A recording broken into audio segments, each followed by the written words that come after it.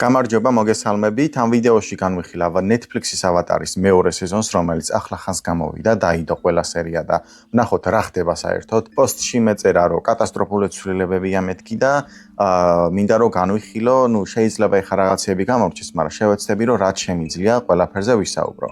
ჯერ ის უნდა ვთქვა, რომ გამოიწერეთ ჩემი არხი და დაალაიქეთ ეს ვიდეო აუცილებლად და კომენტარი დამიწერეთ თქვენ რას ფიქრობთ მეორე სეზონზე და თუ მეწინააღმდეგებით რამეში.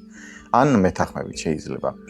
სხვათა შორის შეიძლება რომ ეს ვიდეო ორ ნაწილად დავყო, იმიტომ რომ ცოტა ბევრი საუბარი მიწევს და მეორე ნაწილს დაელოდეთ აუცილებლად. ჯერ ვიტყვი რომ ეს ცვლილებები ზოგი კარგი არის, ზოგი ცუდი არის, ზოგი ასატანია, მისაღებია და მოდი ნენელა გავყვეთ ხა სერიებს და ვნახოთ რა ხდება. ინტროს რაც შეეხება, ბევრად უკეთესი არის მეორე სეზონის დასაწყისში, იმიტომ რომ აქ უკვე კატარა ახმოვანებს, ასე ვთქვათ, ანუ voice-overi მაგისი არის მაგ პერსონაჟის და ასე თუ ისე მაქსიმალურად მიახლოებული არის ანიმაციის ინტროს. თან კადრებს რო შევხედოთ, არ არის გაბლარული, ანუ პირველი სეზონის ინტრო ცოტა რაღაცა გაბლარული იყო და აქ უფრო ყველაფერი კარგად ჩანს. ანიმაციის განცდას არ გიტოვებს და ანუ რეალური რო არის, ხვდები მაგას. კაი, მოდი ზოგადად მეორე სეზონზე ვიტყვი ჯერ სანამ გავაგზავნებ პირველ სერიას, რომ აი სრულიად სხვა კონსტრუქციით არის აგებული, არის მოვლენები, რომელიც მერე ხდება, არის მოვლენები, რომელიც მანამდე ხდება, ვიდრე უნდა ხდებოდეს და ასე შემდეგ. ასევე არის უამრავი ფრაზა, რეფერენსი, სიტყვები, ლოკაციები, მომენტები, სიტუაციები, რომლებიც სრულიად სხვა გარემოში, სრულიად სხვა დროს და სრულიად სხვა ადგილას ხდება.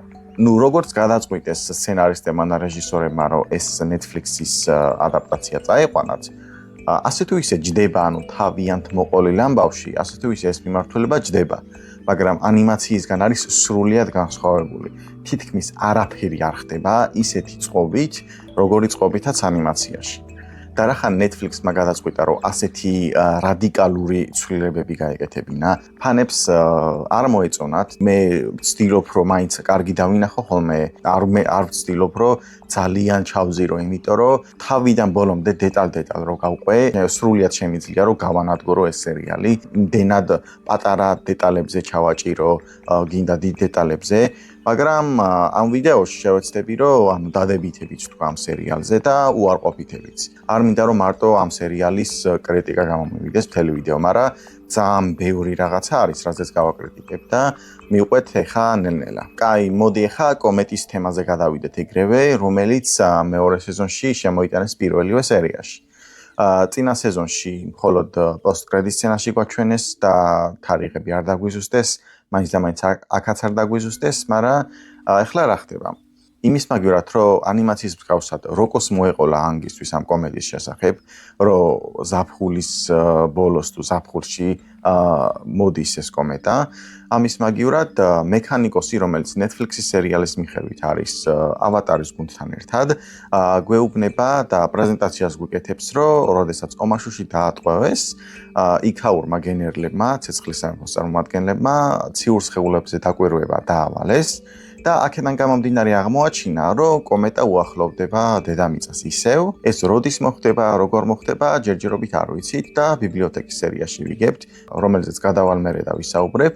ასე თუ ისე ეს ცვლილება კარგი არის, მაგრამ ის არ მომეწონა, რომ Netflix-ის სერიალი ანგს და როკოს შორის კავშირს არ გვაჩვენებს, როგორც ახალ ავატარს და წინა ავატარს შორის.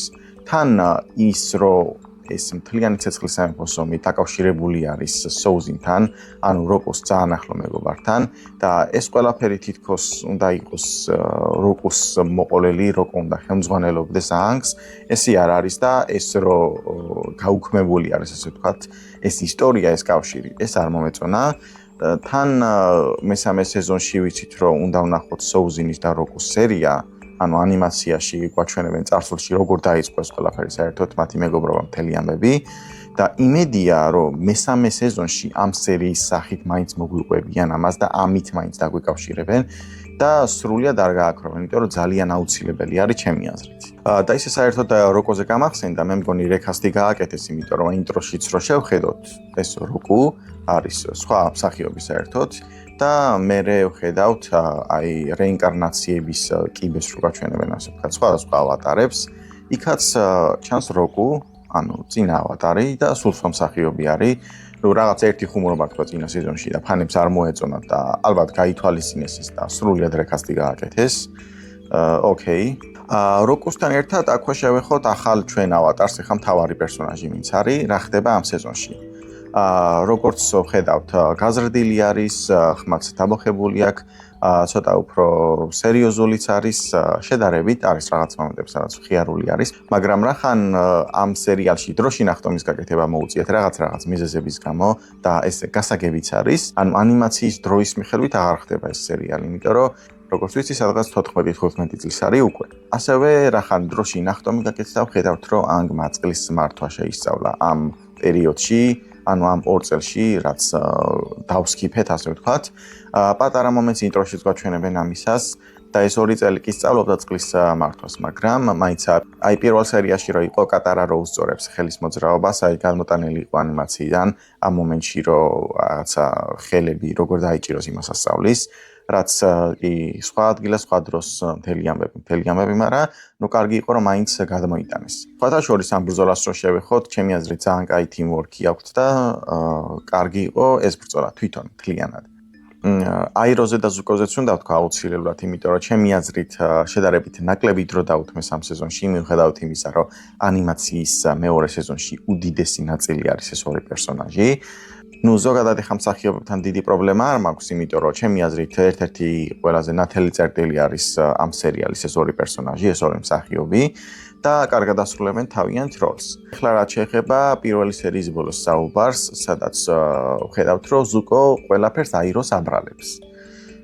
ზოგს არ მოეწონა ეს მომენტი, ნუ ზოგს რა უმეტესობას, მაგრამ ჩემი აზრით ეს მომენტი აუცილებელი არის იმისთვის, რომ მესამე სეზონში ვნახოთ ბოდიშის მოხდის სცენა, რაც ყველაზე ემოციური სცენა არის ჩემი აზრით მთელი ავატარის სერიალში. კიდევ არის რა თქმა უნდა რაღაცები, მაგრამ ერთ-ერთი ყველაზე ემოციური მაინც არის. და იმისათვის რომ ამ სცენამ იმუშაოს, ასე ვთქვათ, საჭირო არის რომ რაღაცა ესეთი შეცდომის დაშვების მომენტები იყოს და მათ შორის ესეც. მე დიდი პრობლემა არ მქონია პირადად, ნუ შეიძლება ზოგს არ მოეწონოს, მაგრამ ჩემი აზრით საჭირო იყო მაინც. და აქვე სხვათა შორის ამ მომენტიდან უნდა აღვნიშნო, რომ აირო ახსენებს თავისი ცოლის სახელს ზარინა. ეს არსად არასდროს არ მომისმენია მე პირადად, არსად არ გამიგია რომ ვინმე ამაზე საუბრობდეს. აიროს ცოლზე საერთოდ არაფერი არ ვიცით ანიმაციიდან ყოველ შემთხვევაში.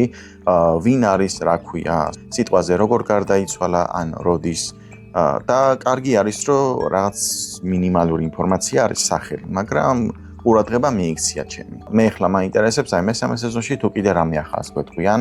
ჩემი აზრით ძალიან საინტერესო არის, იმიტომ რომ ანიმაციაში ამას არ გვეუბნებიან საერთოდ. აზულას რაც შეეხება, მე მომეწონა, იმიტომ რომ პირველ სეზონთან შედარებით მეორე სეზონში უფრო სასტიკი არის ჩემი აზრით. აქვს ბევრი მომენტები, სადაც ეს კარგად ჩანს.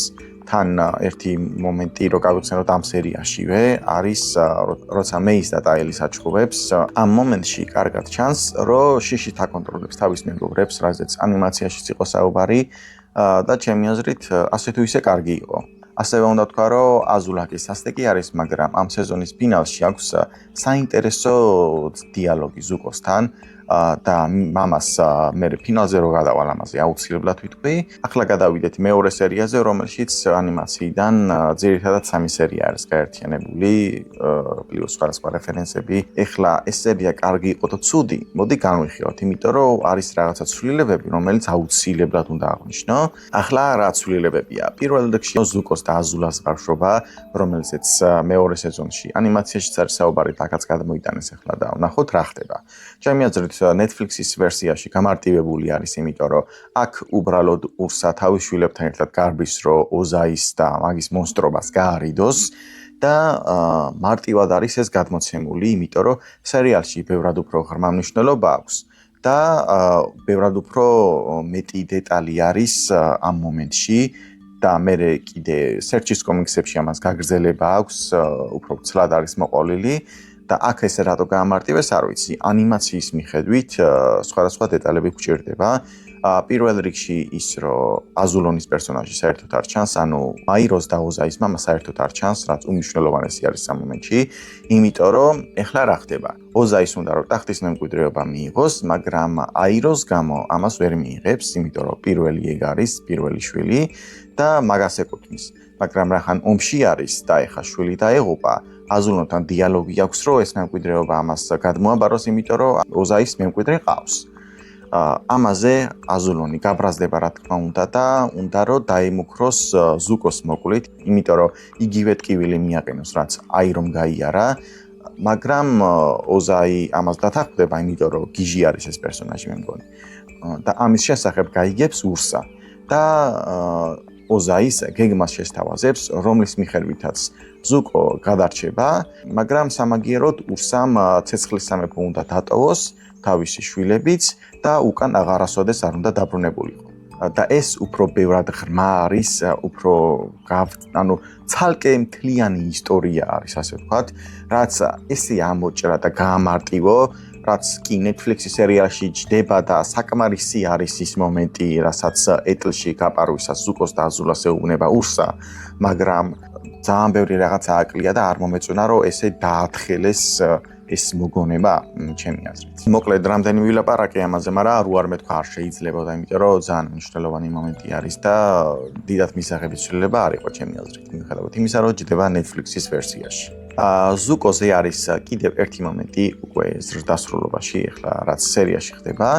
ანუ, როდესაც ბიძი აიროს მოშორდება წინა სერიიდან, ახლა მარტო მოგზაურობს და გზაში, წყალი არ აქვს რა თქმა უნდა და გადააწყდება რაღაც საიდ პერსონაჟებს. აქედან ერთ-ერთი არის ორსული ქალბატონი და ხეზე აქვს ჩამოკიდებული რაღაც ურსათი, თავისი ნივთები, საჭმელები მე მგონი. ანიმაციაშიც არის მსგავსი მომენტი, მაგრამ განსხვავება ის არის, რომ ანიმაციაში არ იპარავს ამას, ანუ გადაწყვეტს რომ მოიპაროს, მაგრამ როდესაც დაინახავს რომ ორსული ქალბატონი არის, არ მოიპარავს.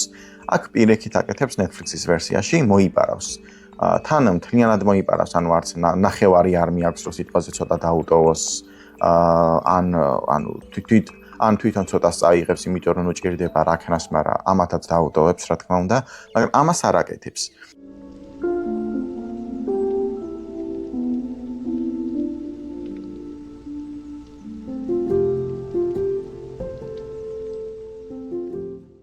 ეხლა გადავიდეთ ტოფის პერსონაჟზე, მე უმეტესწილად მომეწონა ეს პერსონაჟი, როგორც იყო წარმოდგენილი. ანუ რაღაცა მომენტები არის, სადაც არ მომეწონა და ვიტყვი ამასაც, მაგრამ უმეტესწილად მომეწონა. ზოგადად რო გითხრათ ამ პერსონაჟზე როგორ შეარჩიეს, თურმე 6000 კანდიდატი ყოფილა კასტინგზე და ეხა ვიზუალებით, საუბრის მანერით და ასე შემდეგ რო შევაფასოთ, ჩემი აზრით, კარგად შეარჩიეს ეს ერთი გოგო, რომელსაც სახელად ჰქვია მია ჩექი. და გადაღების მომენტებზე ვიტყვი ახლა, რომ როგორც ვიცი, კონტაქტური ლინზები ეკეთა, რომლითაც მხედველობა იზღუდებოდა და საამისოდ ინსტრუქტორები ყავდა, რომ ყველა მომენტში, ყველა მოძრაობის წინ და ასე შემდეგ მითითებები მიიღო, ასე ვთქვათ, და ესე მაქსიმალურად ისე წარმოეჩინა პერსონაჟი, რომ უსინათლო იყო. რაც ჩემი აზრით, როგორც მინიმუმ დასაფასებელი არის, რომ რაღაც ესე მიუდგნენ როლს, შეიძლება მსახიობს დისკომფორტი ჰქონდა ამის გამო, მაგრამ ასე თუ ისე კარგი პერფორმანსი დადო, მე თვითონ მკითხავ. და სანამ რინგის სცენაზე გადავალ, მანამდე აუცილებლად მინდა აღვნიშნო, რომ რაღაც მომენტები ისე კარგად იყო გადმოყენილი, მაგალითად სადილის სცენა ძალიან სახალისო საყურებელი იყო ჩემი აზრით, მაქსიმალურად მიახლოებული იყო და მომეწონა. რინგს რაც შეეხება ახლა მხოლოდ ლოდის პერსონაჟი დატოვეს მებრძოლებიდან და ეხა Netflix მეტი არ ჭირდებოდა, მაგრამ განვიხილოთ, იმიტომ რომ ლოდის პერსონაჟიც არ მომეწონა. დიალოგებზე და ეხა საუბარზე დიდად პრობლემა არ მაქვს, მაგრამ აი ვიზუალი იყო საშინლად აცდენილი, მე თვითონ მკითხავ, იმიტომ რომ უფრო როქის ვიძი არის ლოდის პერსონაჟი ანიმაციიდან თუ შევხედავთ, მაგრამ აქ საერთოდ არ გაქვს ჩემი აზრით და დავიჯერო ეხა დაკუნთული ხალხი დაილია თუ რა ხდება, არ ვიცი, ან რატო შეარჩიეს ეს წარმოდგენა არ მაქვს. და აქედან აუცილებლად უნდა გადავიდე და ვისაუბრო ზოგად თემაზე, რომელიც არის ელემენტების მარცვა.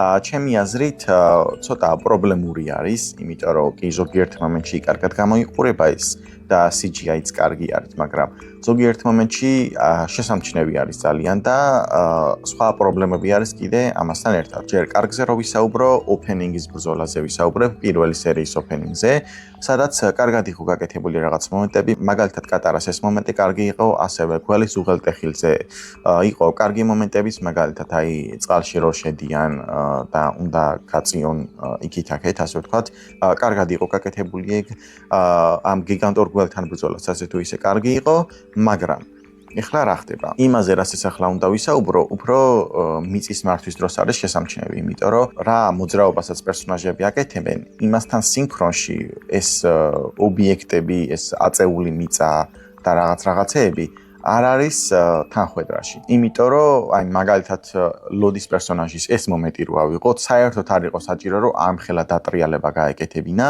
იმისათვის, რაც გამოიწვია. და ზოგადად ანიმაციისგან განსხვავებით, მე მგონი, საბრძოლო ხელოვნებაზე არ არის დაფუძნებული აქ მოძრაობები და უფრო სხვანაირი ქორეოგრაფია აქვს. იმიტომ რომ ანიმაციას რო შევხედოთ, რახან საბრძოლო ხელოვნებაზე არის დაფუძნებული, ბევრად უკეთესად გამოიყურება სხვადასხვა მომენტები, ვიდრე გარდა ამისა, სხვა მომენტებშიც არის, რომ ანიმაციაში უფრო კარგად გრძნობ ამ დარტყმის მომენტებს, სისწრაფეს და ანუ ყველაფერს. რაც შეეხება დანარჩენ ორ ელემენტს, რომელიც არის ჰაერი და ცეცხლი, ჩემი აზრით, ბევრად უკეთესად არის ეგენი გაკეთებული და ბევრად უფრო მეტ სინქრონში არის პერსონაჟის მოძრაობებთან, ვიდრე წყალი და მიწა.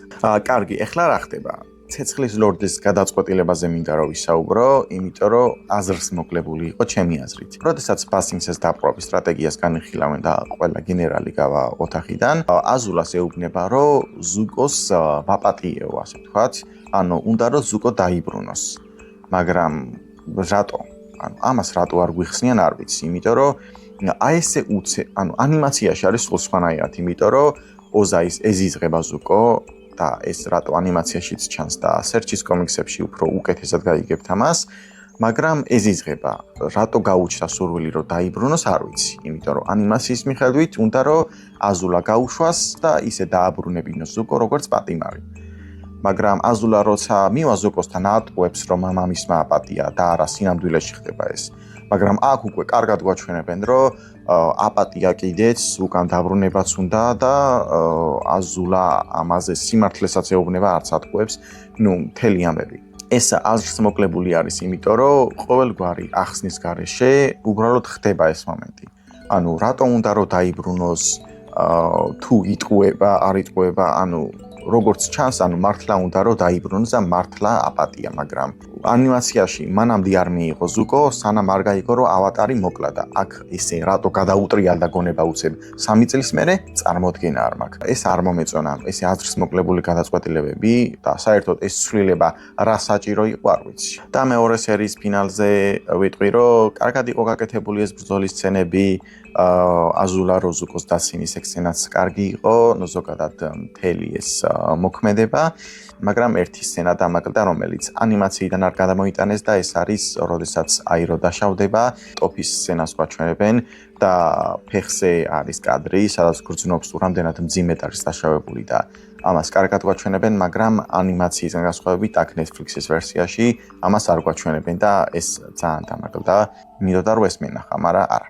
გადავიდეთ მესამე სერიაზე, ზუკოზე და აიროზე მინდა ვთქვა, რომ ელვის გადამისამართების ტექნიკას გვაჩვენებენ ამ სერიაში და ჩემი აზრით არ იყო კარგად გადამოტანილი, იმიტომ რომ ცოტა ზერელად აქვს გაკეთებული. ანიმაციაში ვხედავთ, რომ ზუკო გულმოდგინედ უსმენს აიროს, თუ როგორ ასწავლის ამ ყველაფერს, ასევე 4-ვე ელემენტს რა მნიშვნელობა აქვს ამ ყველაფერს უხსნის აირო და კარგად usmens ზუკო და ეს მომენტი Netflix-ის ვერსიაში არის ცუდად იმიტომ გადმოტანილი, რომ ჩქარა აკეთებენ ამ ყველაფერს. ჯერ ერთი ხალხის წინაშე აირო ელვის დემონსტრაციას ვერ აკეთებს, იმიტომ რომ დაინახავენ და საკუთარ თავს ვერ გაამჟღავნებენ. მერე მეორე ის გემი უნდა ჩამოდგეს, რომელთაც ბასინგსეში მიდიან და ეჩქარებათ, რომ არ გაგვასწროსო, აქეთ აზულას ელოდებიან რომ არ დაადგეთ და მოკლედ ანუ მთელი მაქსიმალურად ჩქარობენ ამ ყველაფერს და მაქსიმალურად მალე და აი საკმარისი ყურადღება უნდა დაეთმოთ, სადმე წყნარ ადგილას უნდა გაკეთებულიყო ეს ყველაფერი, მაგრამ არა და არ მომეწონა ეს.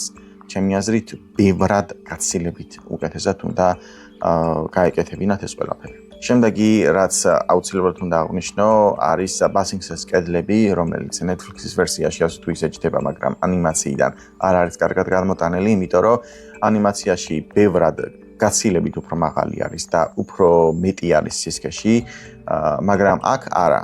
იმიტომ რომ რატო არ ვიცი, ანუ CGI-ს იყენებ მაინც და იყოს 200 მეტრიანი და არა 50 მეტრიანი რა მიდის შენი, ხო? თან ბურღის ეპიზოდი არ გააკეთეს, იმიტომ რომ რაც ანიმაციაში ბურღის ზომა არის, აქ ამ კედლების ზომა არის და საერთოდ არ გამოდიოდა, პლუს ამას ბიუჯეტი. ბურღის ეპიზოდში იყო ანგის ძალიან მაგარი მომენტი, რომელიც აქ ვერ ვნახეთ. და ძალიან მინდოდა სხვადასხვა ამ მომენტის ნახვა, მაგრამ ვერ ვნახეთ ეს მომენტი. და სხვადასხვა ბასინგსში არის კიდევ ერთი დიდი ცვლილება, რომელიც არის ლონგ ფენგის პერსონაჟი. იმიტომ რომ სრულიად გადასხვანაირებული არის, ჯერ ვიზუალურად რო შევაფასოთ, ანუ ზუსტად ის აქვს გადავარცხნილი თმები, როგორც მსახიობმა დილით ადგა, გადაივარცხნა და წამოვიდა სამსახურში. ესეთი ტრადიციული ვარცხნილობა არ გაუკეთეს, რაც უცნაურია, იმიტომ რომ ზოგ პერსონაჟზე აქვთ დრო დათმობილი, რომ ესეთი ტრადიციული ანიმაციის მსგავსი ვარცხნილებები ჰქონდეთ და აქ არა, რატო არ ვიცი. შეეძლოთ. ეს ვიზუალური კაი, მაგრამ კონცეფციაც შეცვლილი არის, იმიტომ რომ შედარებით ისეთი ბოროტი არ არის, როგორც ანიმაციაში. ნუ, რა თქმა უნდა, ზოგ მომენტში არის, მაგრამ დიდად არა. და ეხლა მეფისადმი მიზუნილ წვეულებაზე მინდა რომ ვისაუბრო და ყურადღება გავამახვილო ანგის და კატარას პერსონაჟზე. ნუ ზოგადად ეხლა ჩაცმულობაზე ვიტყვი რომ ყველა პერსონაჟი ძალიან ლამაზად აცვია, მაგრამ ანგს და კატარას განსაკუთრებით. თან ამ სეზონში დაიწყეს ანგს და კატარას შორის რაღაც რომანტიკის თემების ჩაგდება და ამ წვეულებაზეც ანგს და კატარას შორის ერთი კარგი მომენტი არის და დროს რო უთმობენ ამას, კარგია, რო სრულიად არ დაივიწყეთ. ანუ ნახავთ როგორ შეუყვარდებათ ამ პერსონაჟებს ერთმანეთი. ასევე ხალხი ამბობდა, რომ პირველ სეზონში ამას დრო რო არ დაუთმესო, მეორე სეზონში და ამის შემდეგ საერთოდ არ მოხდებოდაო, მაგრამ მე თუ მკითხავ პირველ სეზონში რახან ანგის მსახიობი ძალიან ბავშვურად გამოიყურებოდა კატარასთან შედარებით ყოველ შემთხვევაში, არ იქნებოდა სწორი, არ ჯდებოდა ჩემი აზრით საერთოდ და კარგი არის, რომ ეს დროში ნახტომი გამოადგათ მეორე სეზონში, ერთი პლუსი მაინც აქ ამ ყველაფერს. მეოთხე სერია, რა ხდება ეხლა ამ სერიაში? როგორც პოსტში მეწერა, კატასტროფულად ბევრი ცვლილებები არის გაკეთებული თქო და ამ სერიაში ყველაზე მეტად იგრძნობა ეს, იმიტომ რომ ძალიან ბევრი მომენტი არის, ბევრი სერია არის, ბევრი სცენარი არის გაერთიანებული ანიმაციიდან. დავალაგოთ ეხლა და მივყვეთ ნელ-ნელა სხვადასხვა მომენტებს და შევაფასოთ. პირველი არის ანგის და ტოფის ვარჯიში, რაც ჩემი აზრით კი შეცვლილი არის ყველაფერი და გავიგეთ, რომ ყველაფერი სხვანაირად არის გაკეთებული, მაგრამ როგორც იყო გაკეთებული, როგორც ავარჯიშებს, ძალიან მომეწონა, ძალიან სახალისოდ იყო გაკეთებული და ჩემი აზრით ეს ცუდი ცვლილება არ იყო, მისაღები იყო ჩემი აზრით. მეორე მოხატული ქალბატონი და ლურჯი სული. ანუ კატარა და ზუკო. ჩემი აზრით ის რომ მოხატული ქალბატონის პერსონაჟი კი შეცვლილად, მაგრამ უკვე აქ მეორე სეზონში გადმოიტანეს და ესე ჩასვეს, კარგი იყო და იმას მერჩივნა, რომ მესამე სეზონიდან სრულიად ამოეჭრათ, იმიტომ რომ არ გააკეთებდნენ ამას ჩემი აზრით ცალკე. ეხლა რატო? ზოგადად კატარას და ზუკოს დუო ძალიან უყვარს ხალხს და მათ შორის მეც, როგორც ორი სული, ისე რომ ეხმარებიან ბასინგსში სხვადასხვა გაჭირვებულ ხალხს და ასე შემდეგ. ჩემი აზრით ცუდი ცვლილება არ იყო და კარგად იყო ეს გაკეთებული, განახლებულად, ასე ვთქვათ, ყველაფერი. მე ვერ ვიტყვი რომ არ მომეწონა ეს, შეიძლება ზოგს არ მოეწონა და თქვენც შეიძლება არ მოგეწონოთ, მაგრამ ჩემი აზრით სრულიად მისაღები იყო და კარგი იყო ამ ისტორიის განვითარება. თან ზუტარას ფანებს მეტი რა უნდათ, რომ ეს ორი პერსონაჟი რაც შეიძლება ხშირად ნახონ ერთად. თან ამ სცენაში ისე გახედეს ერთმანეთს, რომ იმედები გაუჩნდა ზოგს იმისა, რომ ერთად გაიჩიტებოდნენ ეს ორი, მაგრამ არა, ასე არ ხდება, იმიტომ რომ ნუ ჯერ მეორე სეზონი იმდენად გადაწყობილი არის და გადასხვანაირებული, რომ ამაზე გადაუარა ხალხმა და კიდე ეს რო გაეკეთებინა, საერთოდ გადაბუგავდნენ. და ეხლა პატარ-პატარა რაღაცეები რაც გამოტანილი არის, ის არის, რომ სიტყვაზე სოკას და პოეზიის საღამოს მომენტი, რომელიც უკვე ტოპთან ერთად არის გაკეთებული, ასევე ჯონგის პერსონაჟი გადმოიტანეს, რომელიც ცოტა ხანი ჩანს და მესამე სეზონში დაბრუნდება იმედია, რომ ანგს ცეცხლის მართვა ასწავლოს, მაგრამ ამავე დროს შეძულდეს და თავის ისტორია გამას და იმედია ნახავთ მესამე სეზონშიც. ასევე ჯეთს სხვადასხვა ჯეტს რაც შეეხება სრულიად სხვა მიმართულებით წაიყვანეს ამ სეზონში და ბიბლიოთეკის ეპიზოდში დავუბრუნდები ამას და ეხლა ყველაზე მთავარი აიროს ამბავი. ჩემი აზრით ძალიან კარგად იყო გაკეთებული, მიუხედავად იმისა, რომ ცვლილებები არის და გავიგეთ უკვე რომ ცვლილებები არის, მიუყვეთ როგორიც არის იმას, თავიდან რომ იმ ხესთან მიდის, სადაც თუ არ ვცდები თავისი შვილი დაიღუპა, ანუ იმენა მან დაიღუპა თუ არა არ ვიცი, მაგრამ მე მგონი მან დაიღუპა, ანუ მაგ ხესთან რომ მიდის თავიდან და არმი ვერ მიდის, ასევე ცოტა სხვანაირად იყო გადმოცემული ამ ქურთთან მომენტი, შეცვლილი იყო, იმიტომ რომ ესაუბრება მერე, მაგრამ ცოტა განავრცობენ ამას და თავის საჩაიაში დააწყებინებს მუშაობას, რაც კარგი იყო ჩემი აზრით, უფრო განავრცეს ეს ცოტა. ბოლოს ის მომენტი, როდესაც ხესთან მიდის და თავისი შვილის სურათს ამოიღებს და იმას იმეორებს, რასაც ანიმაციაში აკეთებს აირო, ძალიან კარგი იყო და ასევე სხვადასხვა არ მღერის ამ მომენტში ანიმაციისგან განსხვავებით, როგორც ამბობენ მაკოს, ანუ ორიგინალი ანიმაციის გამხმოვანებლის პატივისცემის ნიშნად იყო ეს, რომ მისი ხმა არ შეცვალეს და მარტო მაგისი უნდა ყოფილიყო და დატოვეს ესე და აიროს მსახიობი პოლი ამას არ აკეთებს, რაც ძალიან კარგი იყო ჩემი აზრით, რომ მხოლოდ აი სიტყვებით და აი მომენტით შემოვიფარგლეთ და სიმღერა არ გააკეთეს და მაკოს ანუ ორიგინალ გამხმოვანებელს დაუტოვეს ეს რაღაც სპეციალურ საკუთრებად პატივისცემის ნიშნად.